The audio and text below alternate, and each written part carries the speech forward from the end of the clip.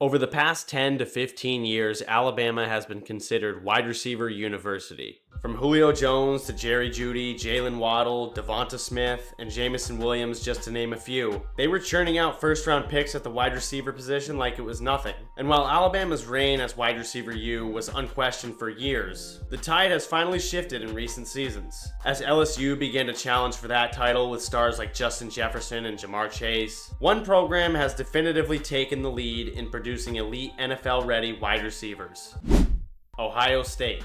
Ohio State seems to be rolling elite wide receivers off the assembly line at this point. 10 former receivers are active in the NFL today, 4 being selected in the first round within the last 3 years. We've had Garrett Wilson and Chris Olave going 10th and 11th overall in the NFL draft, Jackson Smith and Jigba outproducing them in college, going in the first round of the Seahawks, and then of course Marvin Harrison Jr., going down as one of the best wide receivers in the history of college football, and going 4th overall to the Arizona Cardinals in this year's draft. Many might have thought, well, okay, Marvin Harrison's gone, the rest of the Big Ten can breathe a little sigh of relief, but Ohio State has done it once again. Jeremiah Smith, that's JJ, take 2.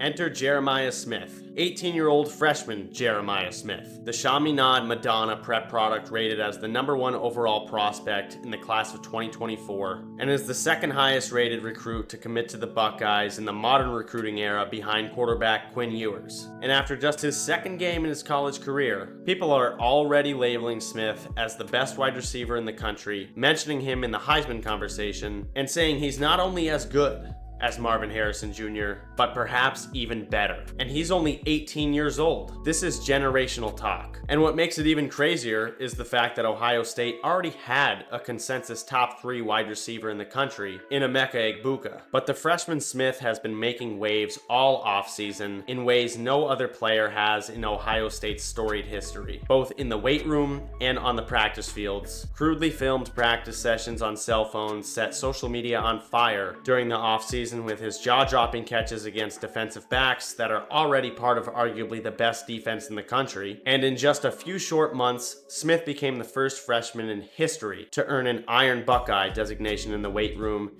and the first newcomer this year to lose the black stripe on his helmet. For those who don't know, the black stripe is a symbol of buying into the program and conducting yourself the right way on and off the field. Having the black stripe removed is a rite of passage, a notable distinction, and a cause for celebration in Ohio State's culture. But aside from these brief moments when practice footage leaked, the public had not seen the tangible evidence. We had not seen the legend of Jeremiah Smith come to life, and though it's easy to be a skeptic and chalk up these tales as fables, Jeremiah Smith is not just another preseason hype story. Yes, he has insane hype as the first wide receiver in 247 sports history to also rate as the nation's #1 overall prospect, but he has backed up every bit of that and more. Buckeyes cornerback Denzel Burke, who's been getting killed by him in practice, said, "He's a killer in every aspect of football." Defensive lineman Jack Sawyer said, "That kid is just special. I mean, that's the only word I can use to describe him." Head coach Ryan Day has tried to temper expectations when answering questions about the five-star freshman, even if the underlying look on his face provides a much different answer and reveals more of the actual truth. This was his reaction to learning Jeremiah Smith had decided not to flip to Miami on signing day and was surely going to be a Buckeye.